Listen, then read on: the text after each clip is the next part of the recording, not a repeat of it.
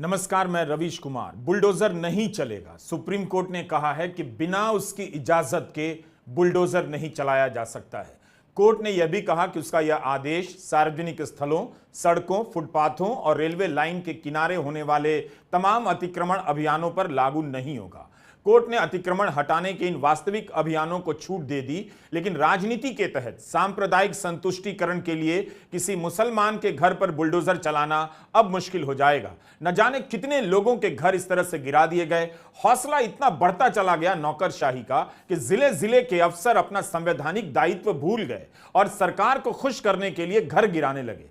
जिनके घर गिराए गए ज्यादातर मुसलमान थे।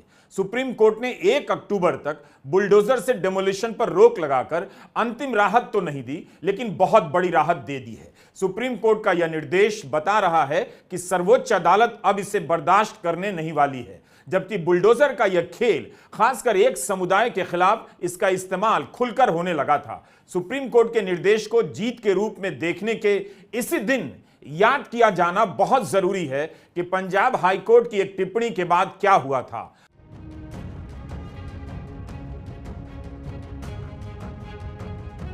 अगस्त 2023 की खबर है। मेवात से सटे नूह में जब बुलडोजर चलने लगे, 250 घरों और इमारतों को तोड़ डाला गया, तब पंजाब और हरियाणा हाईकोर्ट की बेंच ने कहा यह नस्ली कार्रवाई है, एथनिक क्लिंजिंग है, एक तरह का नरसंहार है। अगस्त 2023 में justice GS Sandhawalia, justice Harpreet Kaur जीवन ने कहा कि सत्ता भ्रष्ट करती है और निरंकुश सत्ता पूरी तरह से भ्रष्ट करती है। उनकी इस टिप्पणी के बाद नूह हिंसा के तमाम मामलों को किसी और बेंच को सौंप दिया गया। बुलडोजर की राजनीतिक ताकत इतनी बढ़ गई थी कि अदालतों से भी राहत की खबरें कम नजर आती थी। नौकरशाही नेताओं के संरक्षण में आवारा हो गई और अफसर मुसलमानों का घर गिराने लगे। यह भी हुआ कि कुछ गैर मुसलमानों के घर भी गिराए गए। वह भी गलत था। आरोप साबित होने से पहले परिवार को बेघर कर दिया गया। बुलडोजर सबक सिखाने की सांप्रदायिक राजनीति का संवैधानिक जरिया बनता जा रहा था, जिस पर सुप्रीम कोर्ट ने 1 अक्टूबर तक के लिए रोक लगा दी और बता दिया कि यह असंवैधानिक काम है। सरकार की ओर से सॉलिसिटर जनरल तुषार मेहता ने अदालत में कहा कि एक नैरेटिव बनाया जा रहा है, यानी धारणा बनाई जा रही है कि ऐसी कार्रवाई सिर्फ एक खास समुदाय के लोगों के खिलाफ हो रही है और जज साहिबान को यह नैरेटिव अपील कर गया है। इस पर जस्टिस केवी विश्वनाथन का जवाब था, अदालत को बाहरी आवाजें प्रभावित नहीं करती हैं। हम इस सवाल में अभी नहीं जाएंगे कि कौन सा समुदाय है, पर अगर एक भी ऐसी घटना हुई है जिसमें अवैध तरीके से विध्वंस हुआ है तो वह संविधान की भावना के विरुद्ध है। जस्टिस बीआर गवई ने यह भी जोड़ा कि हमारे 2 सितंबर के आदेश के बाद मंत्रियों की ओर से ऐसे बयान आते हैं जिसमें बोला जा रहा है कि बुलडोजर चलते रहेंगे। जस्टिस विश्वनाथन ने कहा कि 2 सितंबर के बाद खुद को बढ़ा चढ़ाकर दिखाने की कोशिश हुई और स्पष्टीकरण दिए गए। क्या हमारे देश में ऐसा होना चाहिए? क्या चुनाव आयोग को अधिसूचित किया जाए? हम दिशा निर्देश तय करेंगे।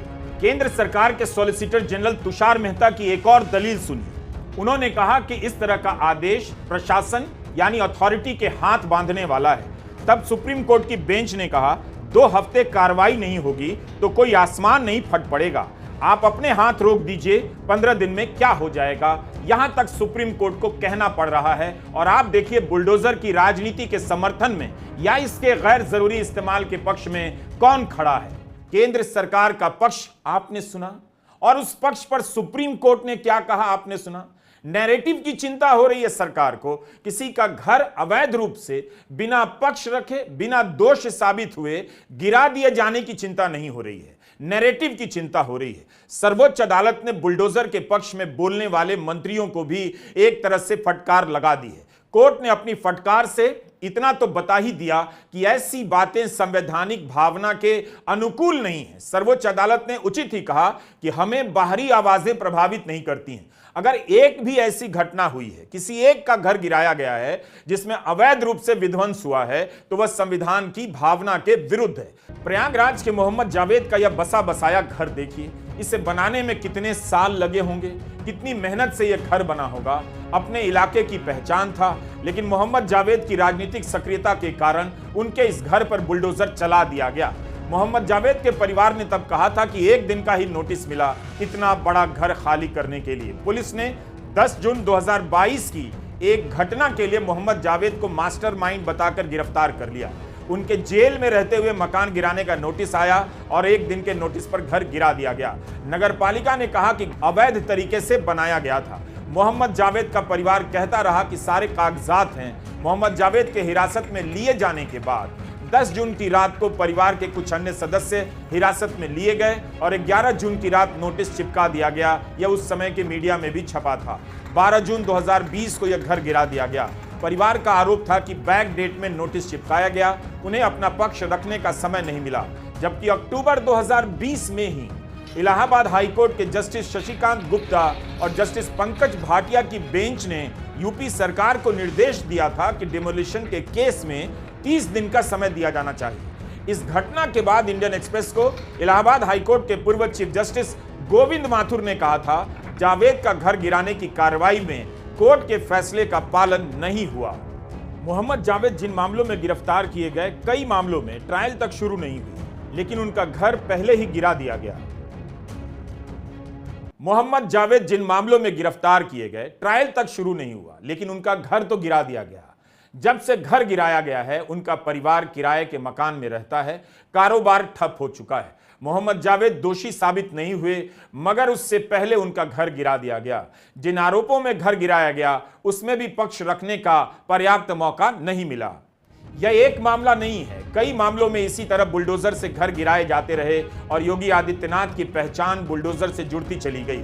यहां तक कि लोकसभा चुनाव में उनका स्वागत बुलडोजर से किया जाने लगा। उनकी सभाओं में लोग बुलडोजर लेकर पहुंचने लगे।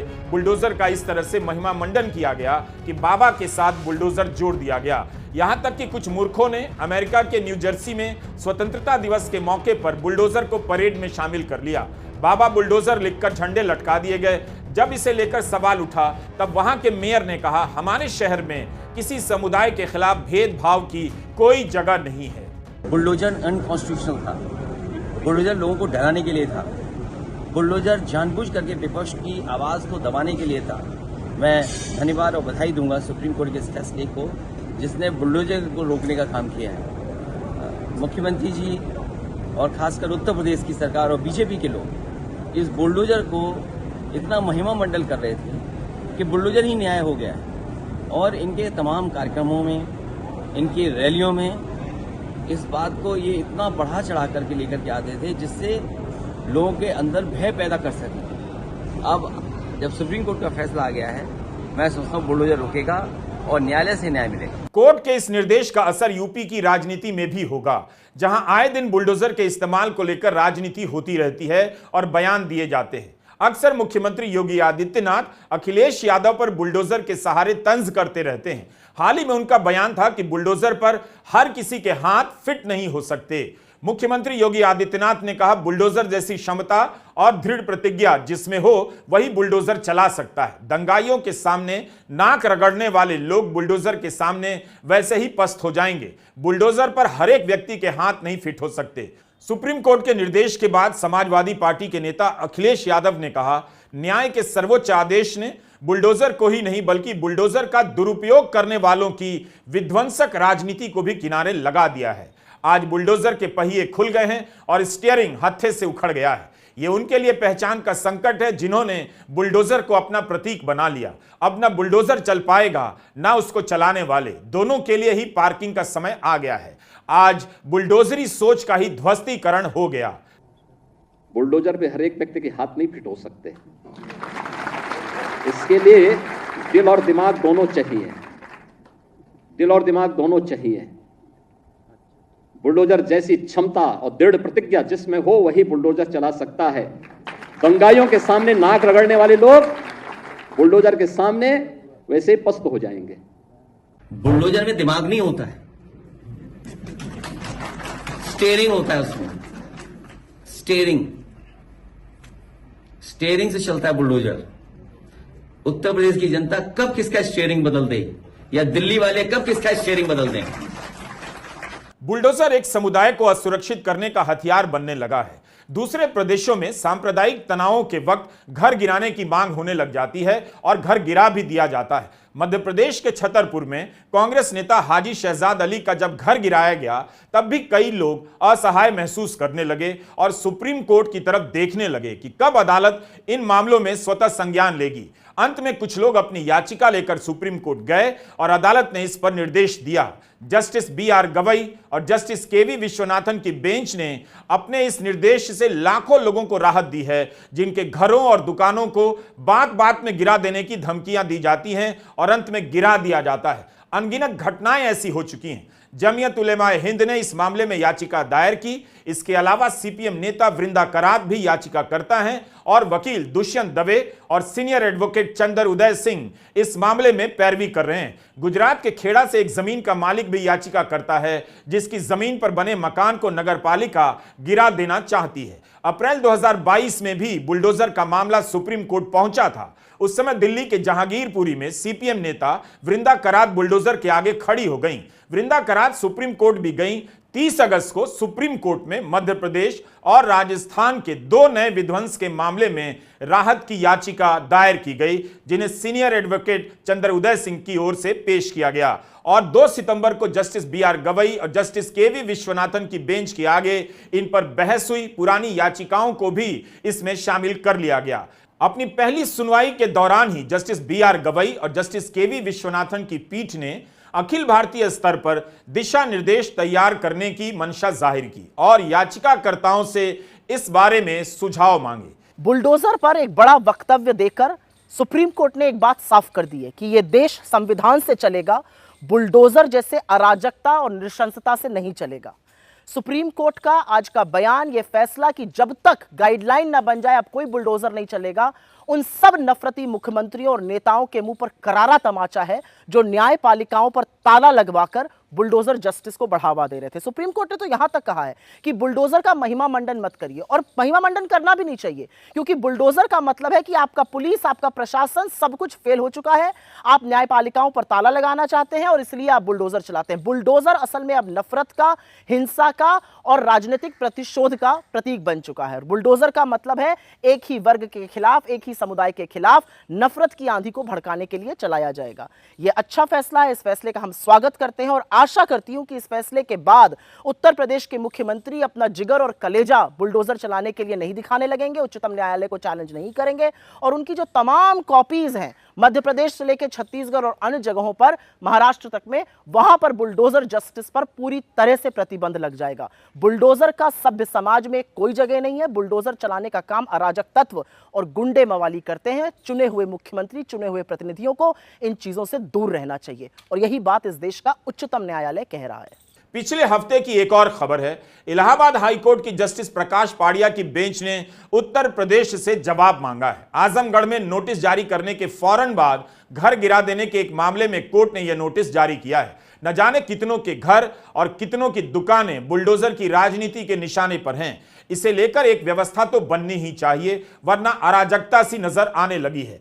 Justice B R. गवई और जस्टिस के.वी. विश्वनाथन के इस आदेश के कुछ दिन पहले एक अन्य मामले में सुप्रीम कोर्ट की एक और बेंच ने बहुत जरूरी बात कही। कहा कि अगर कोई अपराध में किसी भी तरह से शामिल है तो उसके घर को आप नहीं गिरा सकते। कानूनी रूप से खड़ी की गई संपत्ति गिराई नहीं जा सकती है। जस्टिस ऋषिकेश रॉय, जस्टिस सुधांशु धूलिया और जस्टिस एस.वी.एन. भट्टी की बेंच ने कहा कि जो भी अपराध है उसे कोर्ट के सामने साबित करना होगा। कोर्ट डिमोलिशन की ऐसी धमकियों को अनदेखा नहीं कर सकता जहां कानून सर्वोपरि है। ऐसा करने देना देश के कानून के ऊपर बुलडोजर चलाने के जैसा है। सुप्रीम कोर्ट की 2 अलग अलग बेंच से बुलडोजर और डिमोलिशन को लेकर आने वाली यह आवाज आज की तारीख में भारत के इस राजनीतिक संदर्भ में काफी महत्वपूर्ण और जरूरी लगती है। मोदी दौर की राजनीति ने जिन चीजों को हथियार बनाया उसी पर सुप्रीम कोर्ट को व्यवस्था देनी पड़ी, रोक लगानी पड़ी, क्योंकि यह राजनीति बेलगाम होती जा रही है।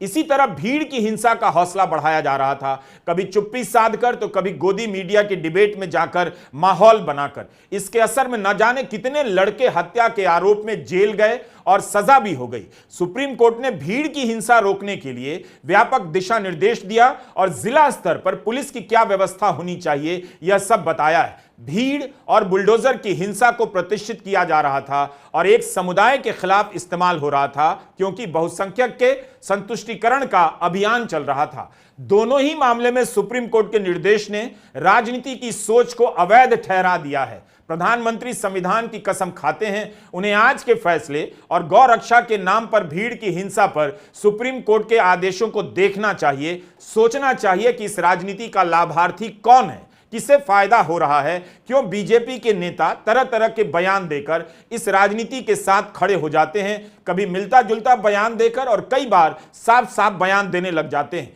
असंवैधानिक तरीके से की जाने वाली राजनीति पर सुप्रीम कोर्ट की रोक अपने आप में ऐतिहासिक है, मगर किसी के लिए शर्मनाक भी है। यह उसे तय करना है कि शर्म आती भी है या नहीं।